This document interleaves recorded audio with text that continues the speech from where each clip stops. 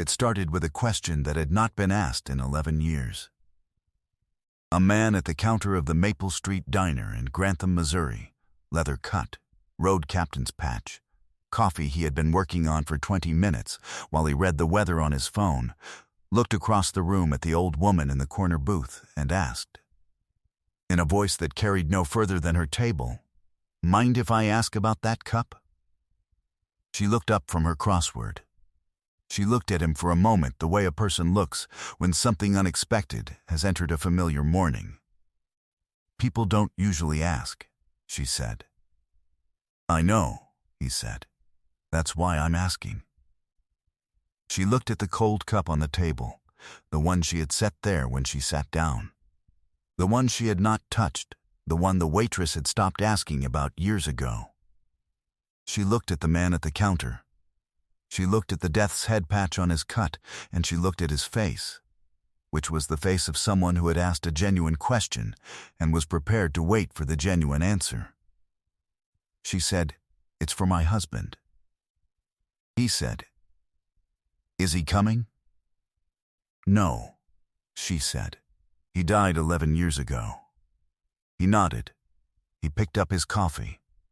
He said, "Would you mind if I came over?" In the next 45 minutes, Grace Tillman told a stranger something she had never told anyone. Not her daughter in Springfield, not the waitress who knew her by name, not the regulars who had shared the Maple Street Diner with her for decades, and who treated her ritual with the careful non-engagement of people who understood they were in the presence of something private. She told him about Earl. All of it. Starting at the beginning, which was 1972, which was a long time to start. The Maple Street Diner had been open since 1961 and smelled like burnt coffee and the specific warmth of a kitchen that had never stopped running.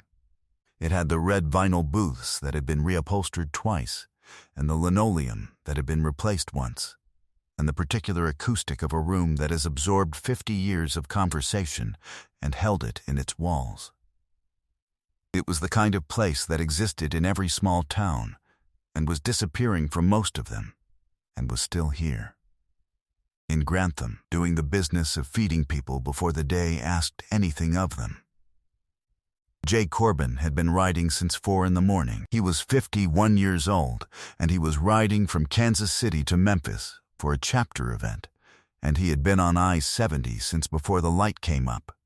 And at 7:15, he had seen the Maple Street Diner sign on the County Road exit, and his stomach had made a decision before his judgment could offer an opinion. He pulled off. He parked. He went inside. He was not a man who noticed things he was not looking for. This was not a characteristic he would have claimed for himself. It was true of him in the way that things are true of people who have organized their lives around movement and efficiency. He noticed roads. He noticed weather. He noticed the operational state of his machines. He had not noticed, in the 2 years since his wife Nina died of breast cancer, that he had systematically eliminated every habit they had shared. The Sunday diner breakfasts, the morning crossword they did together at the kitchen table, the particular route they drove when they wanted to talk without sitting still. He had not noticed because the eliminating had felt, each time, like a necessary amputation, a removal of something that could no longer serve its purpose. He had not noticed until he walked into the Maple Street Diner in Grantham, Missouri, and saw an old woman in a corner booth with 2 cups of coffee, one of which was untouched and cold, and something he had been careful not to feel for 2 years moved in the place where he kept things he was being careful not to feel. He sat at the counter. He ordered. He did not look at the corner booth for the first 10 minutes. Then, he did. Before we get to what Grace told him, and what happened the following Tuesday morning on Maple Street, hit subscribe and drop your city and state in the comments. I want to see how far this story travels today. A kitchen in Illinois, a porch in North Carolina, a break room in Manitoba. Leave your city. I read every one. And if you know someone who has been carrying something alone for a long time, with nobody asking, this story is for them. Stay with us. Because what Grace Tillman said to a stranger over a cold cup of coffee on a Tuesday morning in October is the part the rest of this story was built to hold. Grace Tillman was 74 years old. She had married Earl Tillman in the spring of 1972, when she was 23 and he was 24, in the First Methodist Church on Oak Street in Grantham, in a ceremony attended by 83 people, including Earl's grandmother, who wore a yellow hat and cried from the processional to the recessional, and was not embarrassed about it. Earl had worked at the hardware store on Main Street for 31 years, and then the hardware store had been bought by a chain, and the chain had closed it, and Earl had taken the severance and invested it with enough care to keep them comfortable. He had a laugh that was louder than he was in every other way. He had the habit of finishing other people's sentences, which drove Grace to distraction for 40 years, and which she had been trying to remember the sound of since he died. They had started coming to the Maple Street Diner in the summer of 1987. Tanya, their youngest, had started school that fall. And the week after Tanya's first day, Grace had looked at Earl across the breakfast table, with her hands trembling slightly from the particular exhaustion of being needed in fewer ways than you were used to. And she had said she needed 20 minutes of someone else's kitchen, and Earl had said that was fair, and they had driven to the diner and sat in the corner booth and stayed for an hour. They had stayed for an hour every morning after that for 30 years. Earl always had his coffee black. Grace always had hers with cream. They brought the newspaper in the early years, the crossword in the later ones, and they split it. Earl did the down clues, Grace did the across, and they finished it together before they went home. Earl was faster with the downs. Grace was better with the words that depended on knowing something cultural, something from before or from a different part of the world. And Earl would sit back with his coffee and say, "You got it," before she'd written the answer in, because he always knew when she'd landed on it. He could hear it in how she went quiet. When the newspaper started being too expensive and too late for the morning, Grace bought a crossword book, and they split that instead. Earl died of pancreatic cancer on a March morning 11 years ago. He was 66 years old. He had been diagnosed in November, and he was gone before spring. He never made a fuss about it, which had been both a mercy and, in the end, its own form of grief. Because Grace had not said the things she would have said if she had known how little time they had, and she had spent 11 years finding ways to say them anyway. Grace had come to the Maple Street Diner the morning after the funeral. She had sat in the corner booth. She had ordered 2 coffees.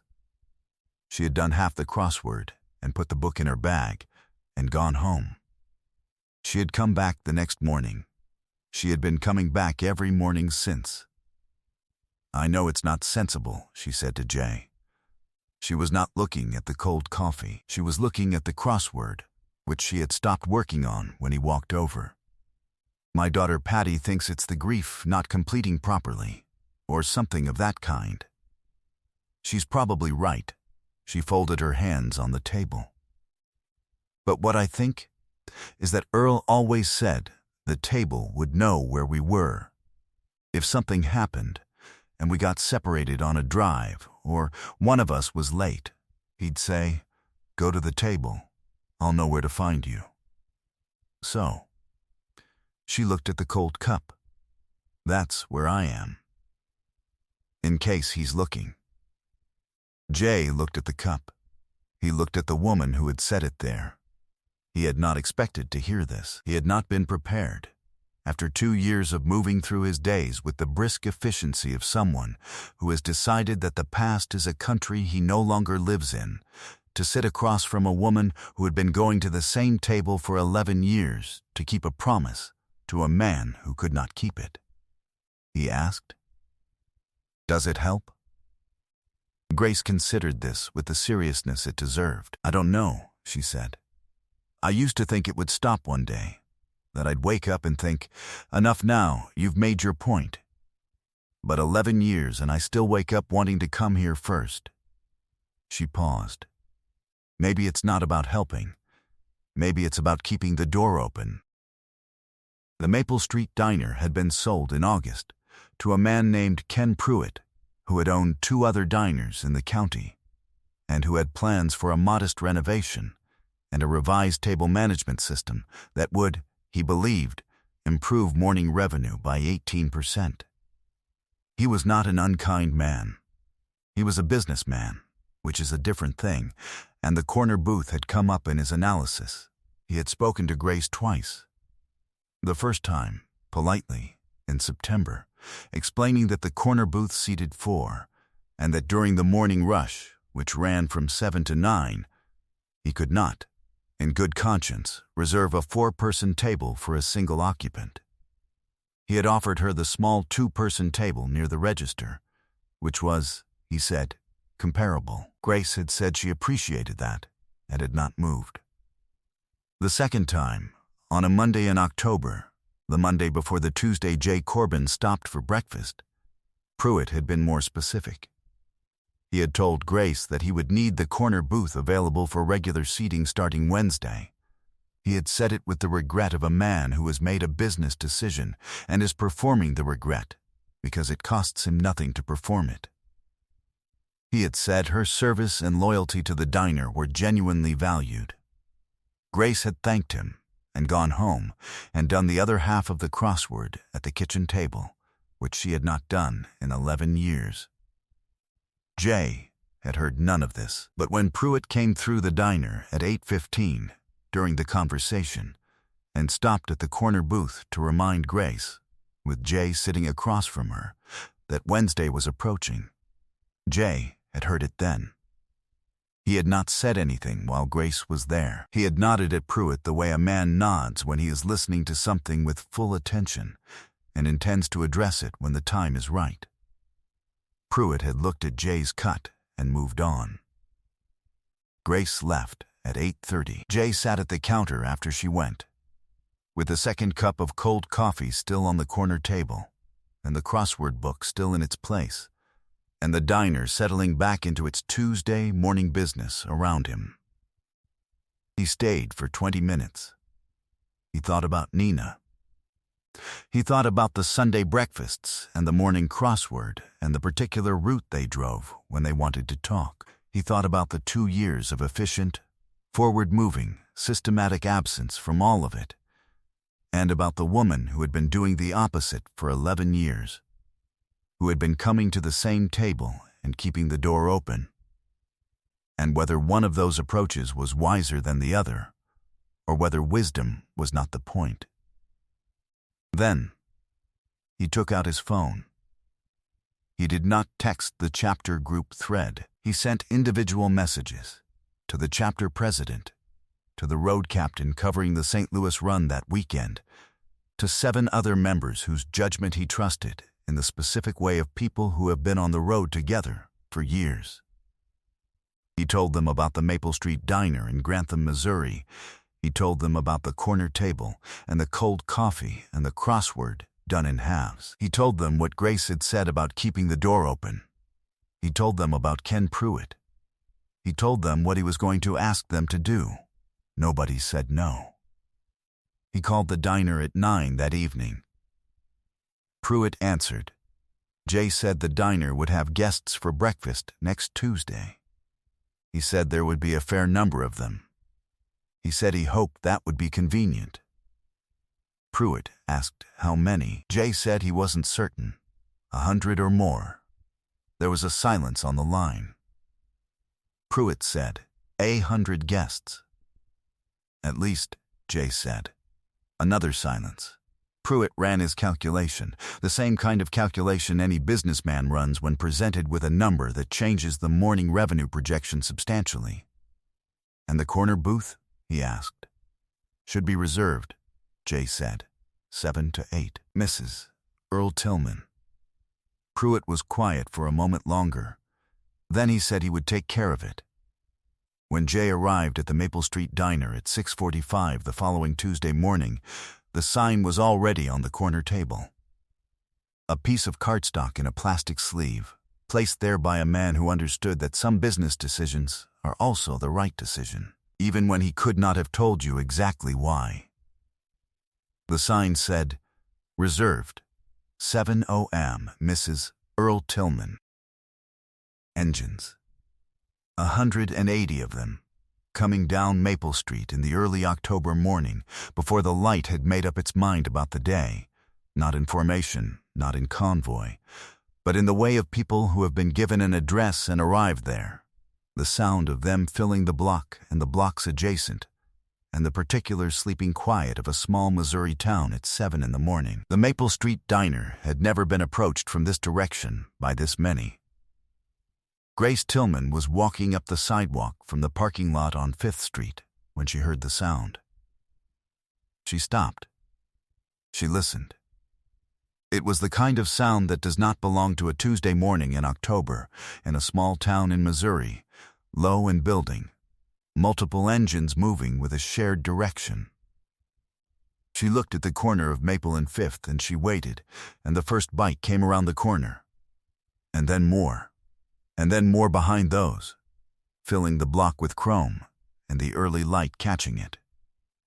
And the October air carrying the sound of them all the way down to where she was standing on the sidewalk, with her crossword book in her hand and her coat buttoned. She did not move for a long moment. She stood on the sidewalk with her crossword book in her hand and her coat buttoned against the October morning, and she watched 180 motorcycles come down her street.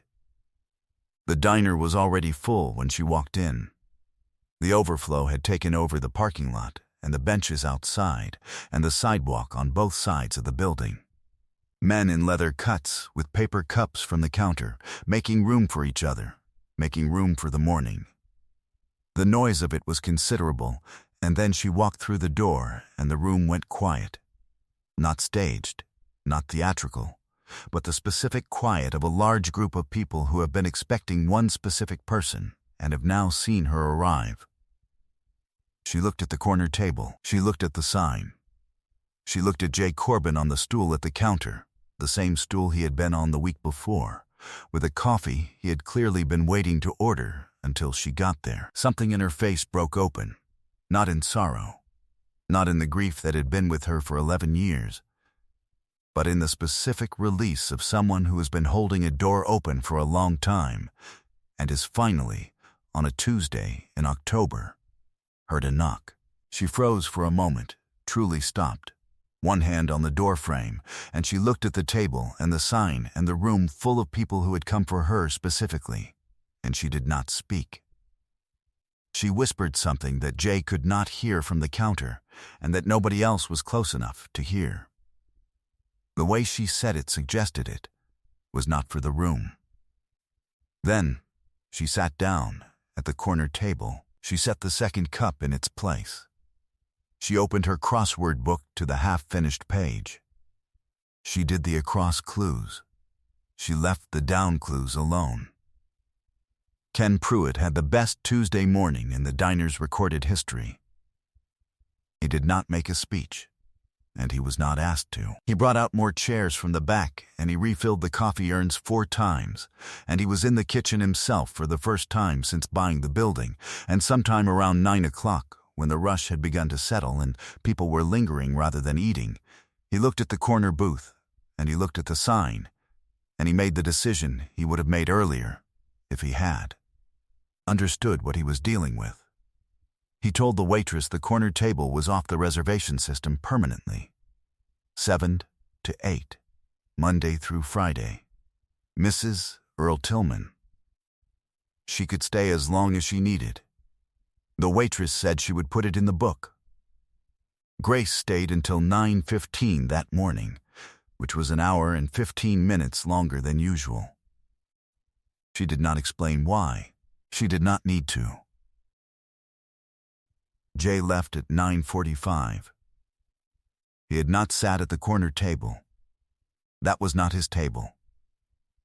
But he had sat at the counter for 2.5 hours, through the full rush and into the quiet after it, And he had done something he had not done in 2 years. He had ordered the eggs and the toast that Nina had always ordered at diners, because she said they were the truest test of a kitchen. And he had eaten them, and they had been good. He said goodbye to Grace from across the room. No speech, no ceremony. The brief nod of someone who has given something and knows it has landed. Grace looked up from the crossword. She looked at him for a moment with the expression of a woman who has been doing crosswords for 50 years and knows what it means to have the right word arrive. "You come back through Grantham," she said. "Yes, ma'am," he said. She looked back down at the page. Then she whispered something toward the corner cup, not aloud, barely breath, and picked up her pencil. He walked out into the October morning, and he got on the Road King, and he looked at Maple Street, at the last few bikes pulling away, at the diner windows where people were still inside, at the corner table visible through the glass where a 74-year-old woman was doing the across clues of a crossword in a diner, where her husband's coffee had been cold for 11 years. He started the engine. He thought about Nina. He thought about the Sunday breakfasts and the morning crossword and the particular route through Westport that they drove when something needed to be said out loud. He thought about the house he had sold and the habits he had dismantled. He thought about the door Grace had been holding open and what it took to do that, and whether it took more or less than closing every door and starting from a fresh address. He thought not less. He thought not by a long way. He pulled out onto Maple Street and headed for the highway. He already knew he would be back. If this story found something in you, if you believe that the smallest ritual, carried long enough, is its own form of faithfulness, share it with someone who needs to hear it today. Subscribe so you never miss the next story. And leave a comment. Do you have a ritual for someone who is gone? Or do you know someone who has? Tell us. Type door in the comments if this one stayed with you. Because some people keep the door open. Some people keep it open for a long time, and sometimes the knock comes from a stranger in a leather cut, 11 years after you started waiting.